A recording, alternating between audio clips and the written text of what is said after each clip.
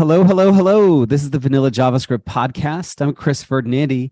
Thanks so much for joining me. Today, I'm joined by a very special guest, my friend Ben Myers, and we're going to be talking about accessibility and hopefully a little D&D and a whole bunch of fun stuff. So for Ben, for folks who don't know who you are or what you do, could you tell people a little bit about yourself?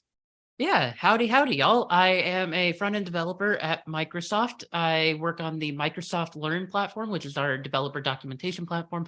I'm not writing the documentation there. Instead, I work on building the interface, specifically with a focus on making it accessible for disabled users, as well as other factors such as internationalization and web performance. And I also help maintain a design system we have going for that project as well. I'm a huge accessibility advocate. If you've seen me around on the web, you may have seen my blog. I like to blog about accessibility topics. And I also just brought back a stream that I host called Some Antics, where I bring on guests from around web development and web design on a roughly weekly basis to teach me something about building great user experiences for the web in a hands-on way with a focus on accessibility and or core web technologies. I'm really passionate about bringing accessibility to developers who I broadly feel like do care and want to learn more, but oftentimes don't know where to start or how to prioritize accessibility. And so that's kind of the content niche I like to fill. And so if you've seen me around, that's likely where. Awesome. And I'm going to make sure we drop links to both Some Antics and your blog down in the show notes for folks who want to check those out. You definitely should. You should also check out Ben's 404 page, which I just accidentally found myself on. Your Unleash the T-Rexes button brings me immense amounts of joy. You have to keep clicking it. I literally am. I've been clicking it while you've been talking. Okay. I am going to provide an audio description for folks at home who have not yet discovered my 404 page. There is a big honk and like 404 heading. And then underneath it, there are two buttons. I forget what the first one is, but the second one says Unleash the T-Rexes. And you click it and it sprays a confetti of T-Rex emojis. The more you click it, the more T-Rexes appear. And eventually the button just says in all caps with like a dozen exclamation marks, Unleash. That's where I'm at right now. You're at the Unleash with like a dozen exclamation marks. Yeah, it's my screen is just 100% T-Rex at this point. I am so sorry for the like performance that's going to cause on your CPU. It does work out at some point. Yes, it did start to lag a little bit, but I got one of them fancy M1 or M2 Max, so we kept sailing for a little while anyways. And that can handle like 100 T-Rexes at a time with the T-Rex frame rate. Okay, we're gonna go off the rails really fast because I have a tendency to do that. So Ben, I know a big part of kind of your work is advocating for accessibility on the web. This is a topic that a lot of my students feel really passionate about. Mm-hmm. And I do as well, but I know one of the kind of the shared challenges that a lot of folks, myself included, kind of struggle with is knowing where to start, knowing kind of what's some of the big or like low-hanging fruit things that we should focus on are. So when you're talking about folks with this, are there any like common challenges or easy wins that you kind of start with, or how does that conversation usually go? Yeah, so oftentimes I find that oftentimes people already kind of have the answers, weirdly enough. So what you'll find is that when accessibility people start introducing accessibility, it's common to break disability into several kinds of categories. And those could be vision disabilities. So if you're blind or low vision or colorblind, or you have like partial vision, for instance, like obscured vision, those are some examples of like vision disabilities that people might have. There's auditory disabilities. So you're deaf, you're hard of hearing, or you have auditory processing disorders, which are disabilities where you can hear, but parsing meaning out of what you're hearing is difficult. You've got your like physical and motor disabilities. So, for instance, I have some limb abnormalities. I have some short limbs. I have no thumbs, stuff like that, and that impacts my ability to manipulate devices, right? And then finally, we talk about like cognitive disabilities, and that is itself a massive, massive spectrum where you're talking anything from like ADHD, for instance, which might make Hello. it difficult to stay focused on a sustained task for like a sustained period of time, right? Especially when that task is complex, right? There are disabilities like dyslexia, which might, make it difficult for you to read the contents of a page. And then there's, a whole host of cognitive disabilities that might just generally make it difficult for you to parse like complex instructions, right? To understand the complex interface. So oftentimes what I like to do is encourage people to think of disabilities they know and then just imagine like, hey, if you were, someone with that kind of disability, what needs might you have? How might that impact how you navigate the web? Now, oftentimes people are actually pretty good at figuring that out, right? Like, oh, if I imagine that I have some form of color blindness, I think there's a more clinically correct name for that now, which is something like uh color vision deficiency or something like that. But if you struggle to discern different colors, right, then where might that show up? Well, it might show up in form validation, where red green colorblind is the like most common form of colorblindness, and yet we indicate form status with showing red for invalid fields and green for valid correct fields. And so oftentimes I like to just encourage you to just almost brainstorm a list of disabilities and then run through that and be like, how could that impact someone's experience? Or if you don't know, which, if you don't have those disabilities, you oftentimes likely don't know. So I would encourage you to seek out people who have already written about that, people who have written about things, for instance, like I have vestibular disorders that make me nauseous when I see motion. And here's how I experience the web. There are several excellent news stories out there that describe that lived experience. And so that's where I usually start. From there, I like to remind people that no two disabled people experience their disability in the same way. No two people have the exact same access needs, and no two people will have the same preferences, right? This is a very subjective thing, and we can make maybe some generalizations, but ultimately, people have individual needs. And also, I like to remind people that you could be multiply disabled, right? We often talk about this platonic ideal of like, oh, here's a blind person, but we never stop to think about, well, not everyone is blind in the same way, and then blind people could also be deaf, for instance. So yeah, I'll pause there because I think you have some thoughts. Well, yeah. So you've hit on a couple of, I think, really important things. One of them is I know one of the things a lot of folks do when they kind of first start is think about disability as kind of this monolith, right? Like we got the disabled community, and it is very much not a monolith. I also think kind of the go-to archetype that I have absolutely been guilty of doing this myself is blind or visually impaired people, right? So it's let's talk about screen readers. Let's talk about how to navigate with a keyboard. Or I think the other like really easy one that a lot of folks go to is color contrast stuff, right? So folks who Yes. have color deficiency issues or things like that.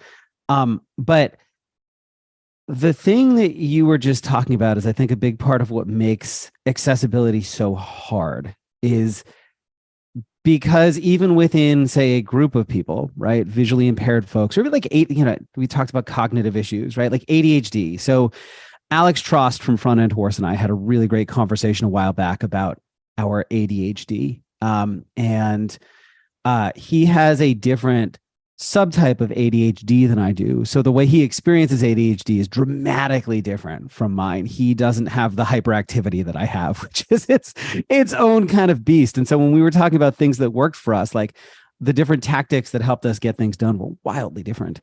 And so I think all of this is to say, I think programmers really like to do to achieve X, do Y kind of solutions, right? And accessibility doesn't really work that way. Like there's no like you just wave a wand and your site is accessible kind of thing, because there's so many different moving parts and kind of types of disabilities that could impact the way things work.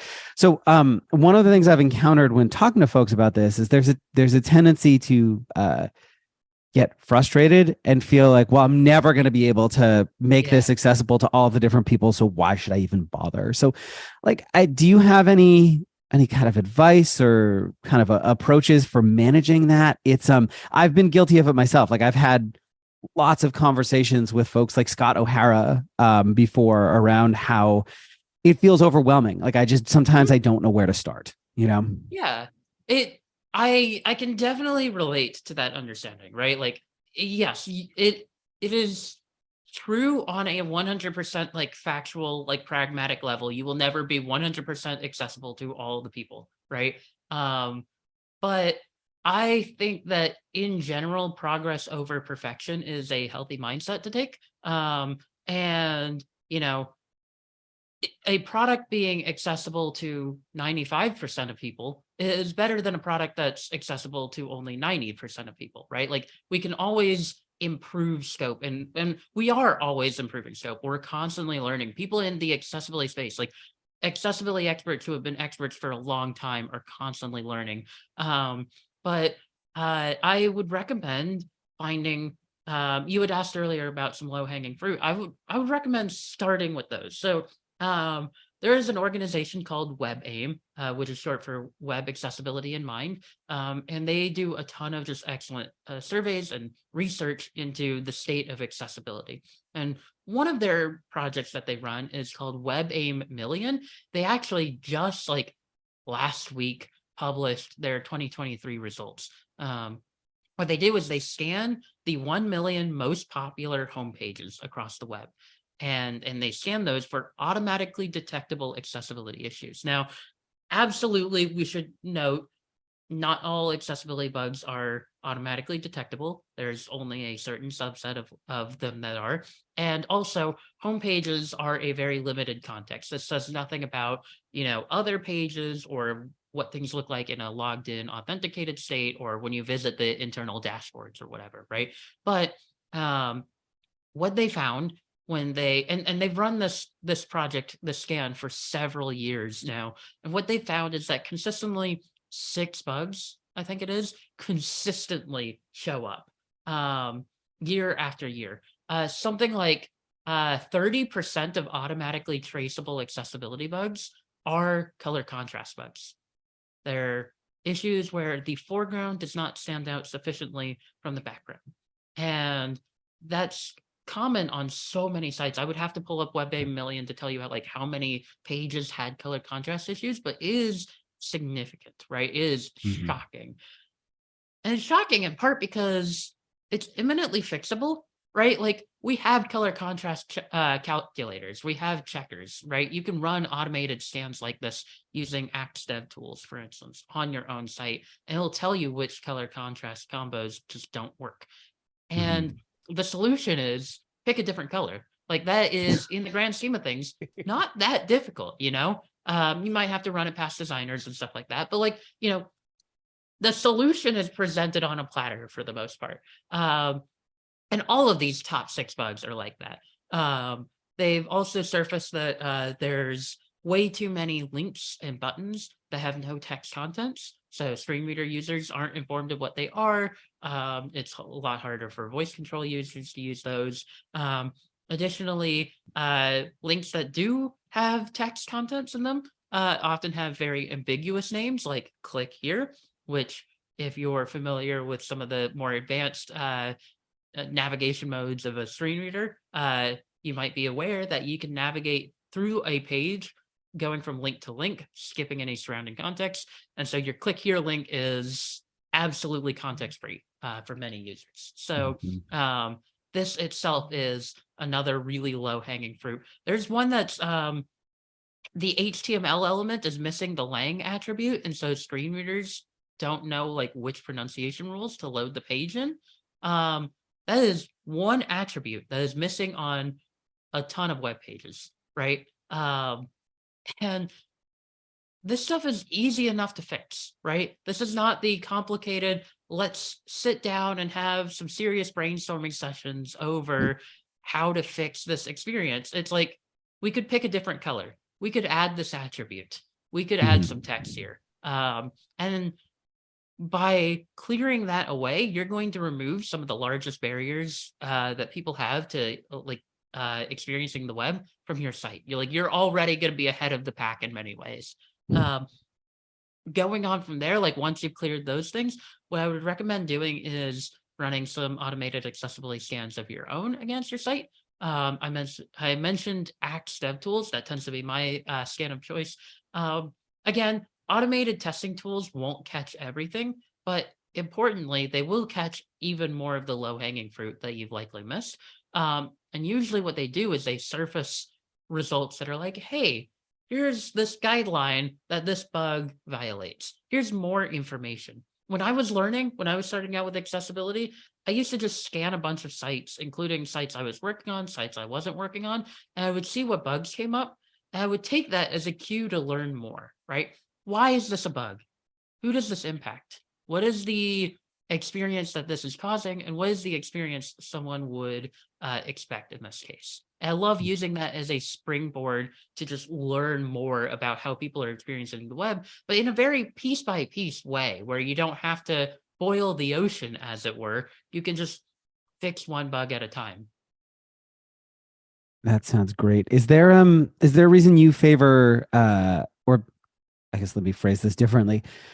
How does, say, the Axe DevTools extension differ from Lighthouse, which I think has accessibility baked in? Does it go into So like kind of more areas, or is it just like a different that's a people like great different question. tools kind of thing? So Lighthouse actually uses Axe under the hood, but Oh, okay. yeah. So Google has not gone and built like their own accessibility checker. They're using basically a subset of Axe. Oh, okay. And remember that. So I think Lighthouse is a great approachable tool, but Mhm. the end result that Google has in mind with you using Lighthouse is that you're going to make your site more search friendly, right? They want your site to be a Mhm. better experience for their crawl bots to understand your site, and which and they want it to be a like No. they, I mean, and they want when a user clicks on your link from Google search results, they want it to be Google wants it to be a good experience because otherwise that reflects poorly on Google. So that is like their motivation. And so an inaccessible site is part of that. But they're only showing like a subset of accessibility practices. And I find that Axe tends to out of the box surface a little more. That's kind of changed recently because Axe has made it so that you have to like check a box that says like show best practices so you can get like the recommendations that aren't strict failures or Uh-huh. aren't about strict failures. But I find that Axe surfaces more. Additionally, a lot of the I believe in a very systemic approach to accessibility, right? You have to incorporate checks at every part of the process. And if you're scanning against your live site, like it's already a little too late, um, you know, it's oftentimes where you have to start. But teams that want to have process maturity around accessibility are probably Mhm. going to be doing things like running automated scans in their CI/CD pipelines, and those scans are all powered by Axe as well. I Cool. like just having like one kind of ecosystem. I think everyone kind of lands on their different tools, but Axe I think is a very strong contender. Nice. Just for anybody who doesn't know what a CI/CD pipeline is, it's a continuous integration and continuous deployment. So, like an automated push to some sort of Git repository and then have a bunch of things kind of automatically fire off before your site is deployed and flag you if anything fails. Hmm. Yep. Um, uh, cool. Yeah. Changing gears just a little bit, not just a little bit, just a little bit. Um, I I have on occasion gotten emails from folks who are interested in getting into accessibility advocacy or consulting just professionally. So how did you kind of end up down this path? And do you have any tips or tricks for folks who kind of would like to follow down that same career path? Yeah, so I okay. My job titles have always been more generic, like front end developer titles, right? I have never Mm. held the job title accessibility advocate, right? And that I think is a thing to note as indicative of perhaps the larger industry. So how I got started in accessibility, first of all, I've been disabled all my life. I've always had to be a like a champion for accessibility and disability rights, because like that is a personal necessity for me and my like agency in the world, right?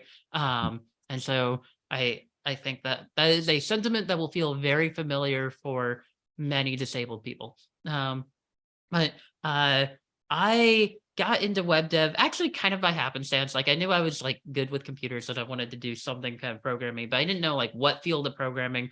I did an internship at a bank, and I happened to be assigned to a front end team, and I just really loved it. I loved being able to directly see the interface that I was creating and how it would feel to use it. I think that that is one of the beautiful gifts of front end development, is that you can actually see and use the interface that you're building.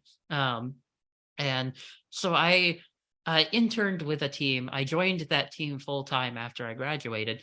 And on that team, like, well, all the developers there were front end developers or back end developers. Everyone kind of fell into some champion roles, more or less. So we would have someone who was like the testing champion, right? Mhm. And stuff like that. And there was a teammate that was at that point kind of the point of contact for accessibility, but he wanted to be doing more back end stuff and more security focused stuff. Like accessibility just wasn't where his passions were lying anymore. And I happened to have just joined the team, and I had already kind of shown an interest in that. Um, and he was like, "Ben, do you want to be the champion?" I will say, as a general note of advice for people in the world, maybe don't point to the obviously disabled person on your team and go, "Do you want to be responsible for accessibility?" That is not always a cool move. However, in this case, I was ecstatic about it. I was thrilled. I was jazzed. And I consumed as much as I possibly could have on that. So I was reading, WebAIM. I was reading blog posts from, people I've since been able to network with. We've mentioned Scott O'Hara, for instance. I started just reading everything I could on this matter, and testing my site. But accessibility champion, like it was this was not, again, like a formal role. Like it was maybe a bullet point under my larger front end development role. And again, I think that that's going to ring true for a lot of people who work in accessibility, is that they are largely front end developers by role, and accessibility is a bullet point of that role. But a lot of people, people don't know what they don't know, right? They don't know the extent of their ignorance, and so they don't know necessarily how to consider accessibility. And so oftentimes being the accessibility champion is about being like, well, what about the screen reader experience, right? Where does the Mhm. focus go? Have we considered how this is going to look for someone who relies on a magnifier, right? It's You do kind of have to inject those questions in the conversation, because unless you're on a team that already has extreme accessibility maturity, like those questions aren't going to come up for many people. So you have to take charge there and be the one to inject those, and eventually it'll get to the point where hopefully people like your product owner and your designers will, for instance, be like, well, you know, I, I hadn't considered this, but now because this has been a topic in conversations past, I'm gonna go like ask this accessibility point of contact what they think about it. And so, yeah, there is kind of this like self-determination, self-role creation that I think is often necessary. From there, I started. I gained kind of a reputation actually at my company in large for being someone that you could just like reach out to over Slack and ask accessibility questions. Um, and from there, I started to get involved in like greater content creation, because I found that I was, answering some of the same questions over and over again. So I started blogging what I was learning. Oh, our new hire onboarding process uses a video course that recommends clickable divs. Well, I now have the benefit of hindsight and know that clickable divs are a devastating pattern. This is where instead of using a button element, you use a div element and attach a click handler. It's not keyboard navigable. It's not screen reader usable out of the box. You should just use a button. 99 times out of 100, you should be using a button, right? And so I was like answering questions. I was providing guidance so often that I just ended up like codifying it as content creation. Um, and it turned out to be decently successful. I became a bit well known, at least on like tech Twitter, web dev Twitter, accessibility Twitter, for these things. Eventually, I started the stream. The stream allowed me to also network with other accessibility professionals, and eventually, when I decided I wanted to leave my role, having a network of accessibility professionals and having this backlog to prove that I know what I'm talking about was hugely instrumental in me landing my current job. Right. And again, my job is as a front end developer. I was hired in with the understanding, and my team understands this too, that like accessibility is specifically part of my purview, right? Like I'm a front end developer with a focus on the site's accessibility, but that like it helped that I had backlog and active community involvement of me kind of showing that I know what I'm talking about and showing that I'm passionate about it, right? And I think that while there are some accessibility roles out there, I think that for many people looking to get into accessibility, you may have to make it a bit of a Trojan horse thing where you're a front end developer who focuses on accessibility and you prove your passion and understanding of accessibility in many ways by greater community engagement and involvement and content creation. Yeah, that all tracks. The blogging piece too. Like every good thing that's happened in my career has been an offshoot of me writing about stuff as I was learning it publicly. Yes. It's been And one of the best things I've ever done for my career. And absolutely, I believe like you should document learning in public. Like I think there's a sense of like, oh, I have to be the expert before I can blog it. But it is absolutely worthwhile for you to just share, hey, here's the thing I learned. Here's where I learned it from. Here's how I changed things. Like that process is hugely helpful. And honestly, oftentimes even those resources are more helpful than the quote unquote expert pieces because you're connected to the day-to-day work, and you're approaching things as a fellow beginner would, so don't feel like you have to become the accessibility expert to start doing accessibility content creation. Like just share what you're learning and how you're learning it and how that's changing what you're doing. That is absolutely like more than good enough. What not what, that's not the right question here. So as you've been going, I've been in situations before where I've kind of been the informal accessibility advocate in a group of folks where there really wasn't anybody tasked with that job. I've also been in places where there was someone tasked with that job, and in both situations, we'd run into situations like sometimes I'd work in tandem with that person, but I've been in places, I think what I'm trying to get at, where the company either pushes back hard on that stuff or doesn't care. So, you'll hear things like, well, we don't have disabled users, or yeah, that's important, but we don't have the engineering time to focus on it right now. So we'll push out a minimum viable product and we'll get to that later. Or like I think the most egregious one I've ever run into was like I was doing some work for a company that had like a red link on black background color palette. And I was like, hey, that's not like that. You won't be able to see that text if you have certain types of, visual impairments. And they were like, no, our CEO wants it. So you just have to do it. Like, and, so have you ever run into, I'm sure you've run into that before. How have you dealt with that? Have you ever figured out a way to successfully persuade people to do the right thing anyways? Because I am very bad at that. Like I'm really good at rallying people behind a thing they already care about. I'm not good at convincing people when they don't. I am not a particularly persuasive person. I I think I align a little more closely with you on that. I Okay. think like it's far easier to galvanize people who already care, but that is a strong suit, right? In a way, because I think of almost like the tech adoption cycle, right? Where if you're not familiar, like when new technology is introduced, it's not um, people don't just immediately flock to it. There's always like a set of like early adopters who are incredibly passionate, and um, you can usually assemble a small cohort of those like passionate early adopters who see the value in what it is you're selling, right?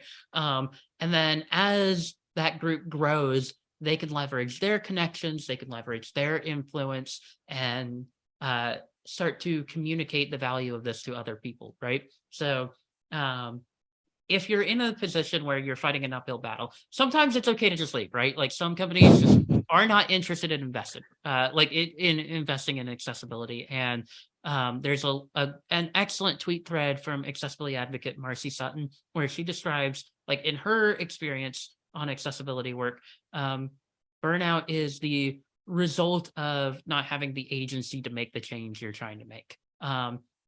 In the most recent AxCon accessibility conference, Shell Little also put together just an amazing talk about burnout in accessibility, because oftentimes, the care and advocacy type roles tend to be the roles that burn out fastest, because it's absolutely like a role that you can get emotionally invested in, and like also have the least agency in. So generally, burnout is an important thing to keep in mind. Some places may not be receptive at all, in which case leaving is an option. But that said, if you want to push for change, I don't think you're going to be able to boil the ocean, right? I think that it is important to kind of follow that tech adoption cycle of like figure out who your early adopters are. Who are the other people that care, right? And I find that generally, when I've spoken to the vast majority of developers, like who work on interfaces, a lot of them would be seriously bummed if they found out that someone couldn't use a thing they built. Um, Mm. like, like that feels crummy, right? And maybe they don't know where to get started on accessibility. They don't know how to prioritize it, or they feel like they can't prioritize it against other work. But they would feel crummy knowing that like someone can't use it, right? And that is the bit of heart that you need, right? Is because that person is oftentimes like their parents, their grandmother, their a friend that they have, their best friend growing up, um, that person, right? And oftentimes you can actively just show people, hey, if I, turn on a screen reader and go through our page, look at how clunky this is, right? You, yeah, like by doing this one practice of putting a link tag around everything, right? Look how, verbose this link is. This is how Mhm. people really experience the web. Like you can show people, like you find the people who you think will be invested in their product being at least some degree of usable. You can show them the ways in which currently the product is failing users, and then you can show people the concrete steps that you can take to resolve that, right? And you Yeah. build up momentum, right? Tech adoption is always about momentum. You find the early people who care. You show them why they should care. You get them on board. You build up some momentum with like, here, let's fix a few quick things here and there. Look how doable what that was, right? Like that wasn't. We didn't have to overhaul everything. We made a few key fixes, and suddenly this is better, right? You build up Mhm. that momentum. Of just fixing a few key blockers, maybe even on a few key pages. Like you could scope this down to, what if we just committed to fixing color contrast on our homepage? That's easy enough to scope down. We could fit that within our sprint, right? Um, okay, well, now that we've done that and we figured this out, what if we fix it on our about page, Or we notice our homepage has, some empty links. What if we committed to fixing that, right? Taking those small actionable changes, building up some actual momentum with it, and using that momentum that then to start selling just how much more usable the site is. And then you can start to recognize some bigger problems where it's like, well, actually, we couldn't quite fix the color contrast on our site because these colors come from our design palette. The fundamental problem here is that our design palette isn't set up to meet these needs. So now maybe we need to get the designers involved. Maybe we can figure out a new color, right? And now suddenly we've got a systemic fix. This is the value of a design system, by the way. For anyone who's unaware, a design system is a source of truth for UI decisions, basically, UI and UX decisions about our sites and applications across our brand. And so it's a centralized single source of truth. So when we update a decision, it should hopefully propagate throughout the rest of our applications and sites, right? And, colors are a part of that design system. If we realize, hey, we just straight up are never going to get this blue to work with anything because color contrast is poor, we fix it at the design system level, and suddenly lots of people can benefit. So if you're dealing with that kind of uphill battle of people who feel like we can't prioritize this work, right? Find key blockers that are also low-hanging fruit, right? Use that to build up some momentum. Figure out who the people are in your organization who would care. You're likely to find those amongst your developers. You're likely to find those amongst your designers. You're likely to find those amongst your product owners, right? People who believe that a product can and should be good and want to see it get better, and sell them on small steps, and use those small steps to build up momentum so that you can start making more systemic changes, and communicate what you're doing there, right? And along the while, just show people the real experience that you've created. For sure. I'm going to, because you mentioned Marcy Sutton's Twitter thread, as well as Shell Little's talk at AxeCon. I'm going to drop links to both of those in the show notes as well. One thing you were just talking about, Ben, that really, I think, resonates. Well, there's two things, actually. The first is small steps. One of the things, even just like any type of technology change, new thing, I see people do is try to do too much too fast, right? So whether it's learning JavaScript or trying to get into accessibility, if you try to tackle too much, you can get really frustrated and confused and just give up, which sucks. So I really like this kind of thing you're advocating for, which is like start with some easy iterative changes and then kind of scale up as you get more proficient. The other thing you mentioned, though, that I think is really interesting is kind of showing people how this is not what you said, but this is me kind of reinterpreting it, showing people how their stuff sucks as is and then how to fix it. So one of the things I do in my Vanilla JS Academy workshop is, after each project, I show kind of my both my approach and then some of the common issues I see. And one of the projects I specifically kind of go through, actually a few of them, like not accounting for, say, screen reader users, right? And I'll open up VoiceOver on my computer and walk through like the app in a way that people commonly build it and show what that experience is like.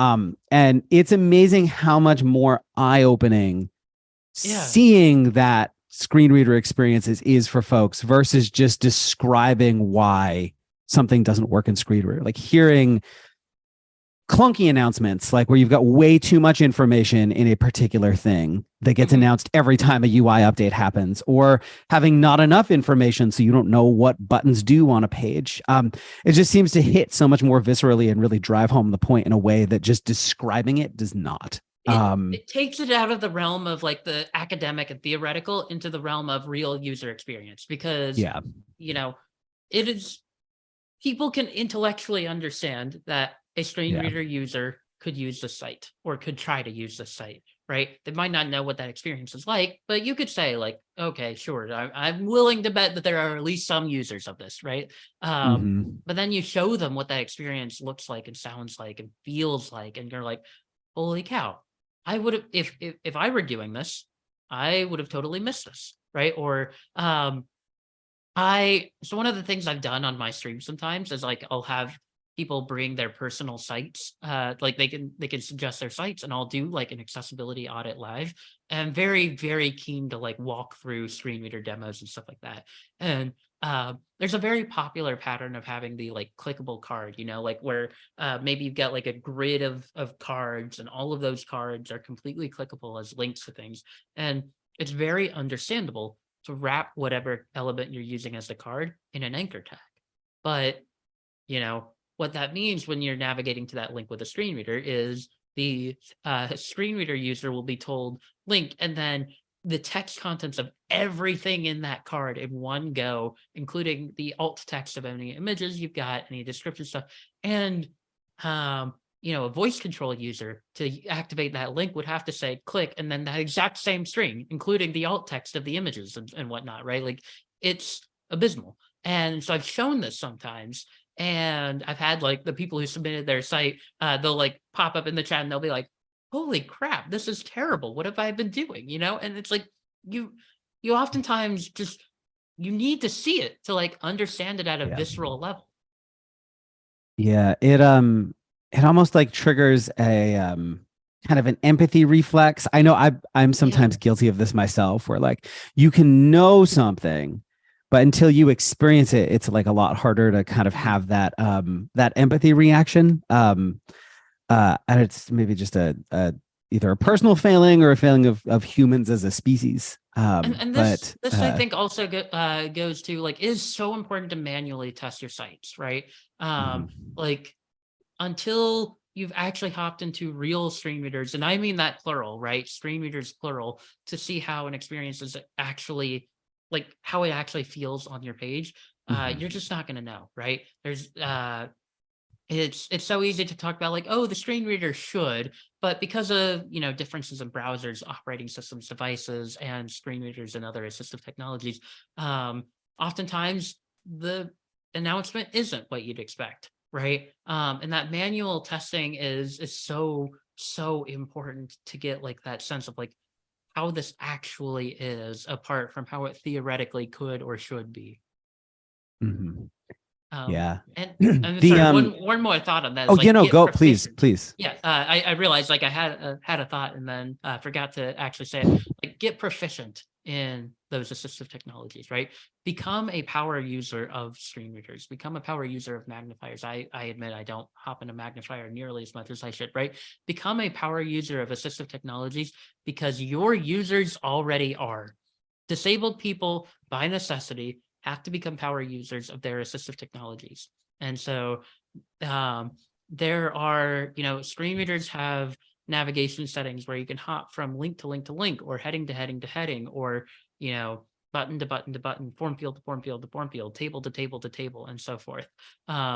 These settings exist, and they're often thought of as like advanced or power user settings, but they're perfectly valid and real ways to navigate a page. And so you should expect that people can and will use those on your page, right? And so become a power user of assistive technology, because your users already are, right? These are valid ways to experience the page. You should understand what those experiences feel like.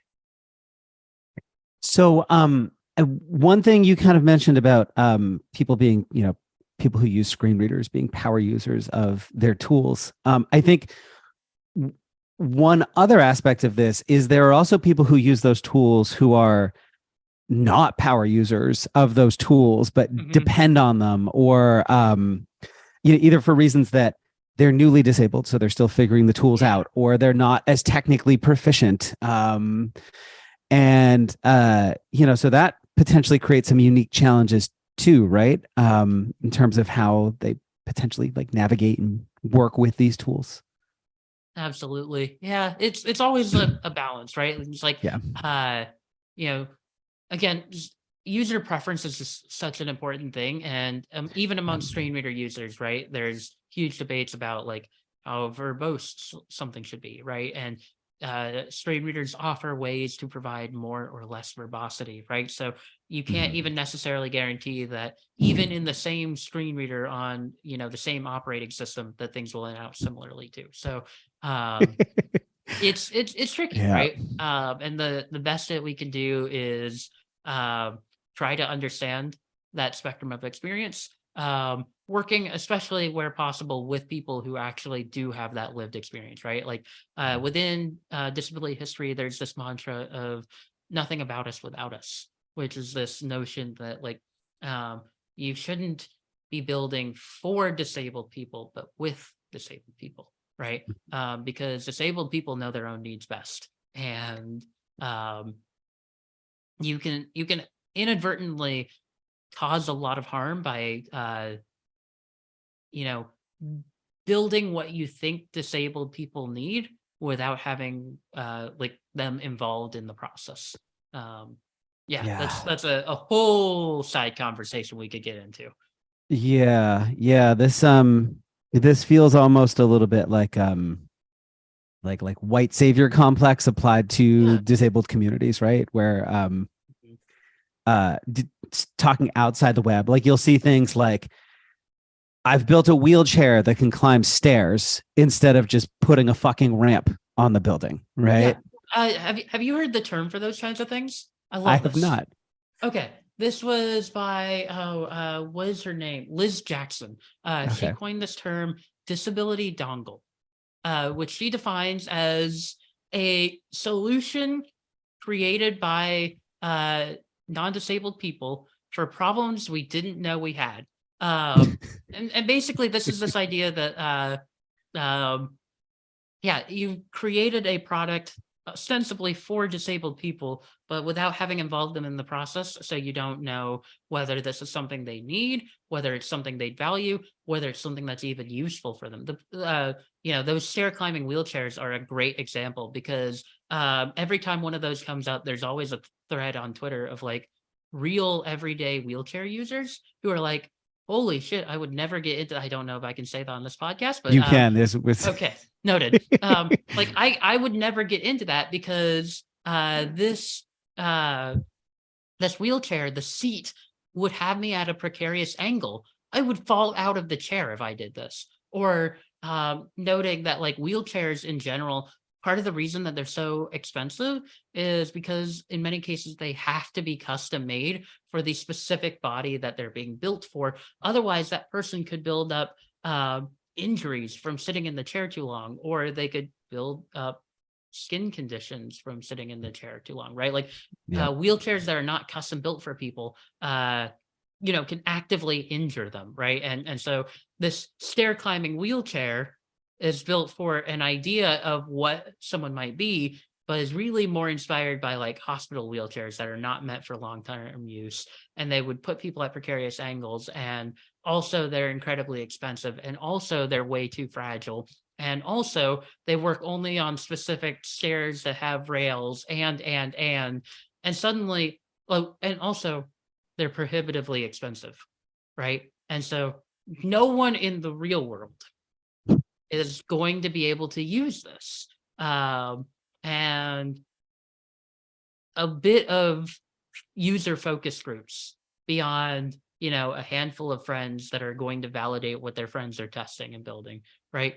A handful of user focus groups would have surfaced many of these things, right? And clearly never did. There's also, that white savior incentive also shows up with like the news and media attention that comes. Like Mhm. oftentimes these disability dongles are vanity projects designed to increase funding for a design department, right? They don't care about putting it into the wild. Like if you follow up a year later, those chairs don't exist in the wild. Those sign language gloves don't exist in the wild, just because Yeah. that's not really what they were for. They were vanity projects that, seemed great. Like, oh, we could treat disability as a charity cause and not ever actually determine whether this would be good or useful or, valuable for the world. Yeah. Sorry, I don't know that you were expecting a dissection of media and design in today's podcast, but that's what you got. No, Um, I appreciate it, Ben. if you're interested in learning more about disability dongles, I mean, you can Google it. I would specifically recommend the works of Liz Jackson, who coined the term, as well as Alex Haggard, who is an academic that is they've been heavily involved in kind of describing and documenting and reporting on disability dongles in the world. So those are the two people I would especially look to like learn more about this. Awesome. Yeah, and I found a talk from Liz on that. So I'm gonna link to that in the show notes as well. Um, awesome. Well, Ben, thank you so very, very much for coming on the show to chat with me. I really appreciate it. If folks want to learn more about you and kind of your work and all that, what's the best place for them to go? All right. Well, I blog at benmyers.dev. That tends to be my little homepage, I suppose. I stream twitch.tv/someanticsdev. That's SOMEANTICSDEV. Because I am a pun-driven developer. True story. I came up with the name Some Antics, and I was like, I have to do something with this, and that's where the show came from. It was not the other way around. I had the great That's name, great. and I'm like, I can't let this go to waste. If you're still of the Twitter persuasion, I can be found on Twitter at Ben D. Myers. If you prefer Mastodon, I'm at Ben on the a11y.info instance. Those are some good places to reach out. Yeah, that's probably where best to find me. I'm also very active in two online communities of practice on Discord. The Lunch Dev Discord server, which you can get to at discord.gg/lunchdev, and a particularly welcoming home for the two of us, Chris, the Front End Horse community, which you can get to at frontend.horse/chat. If you'd like to participate in those communities, we'd love to have you.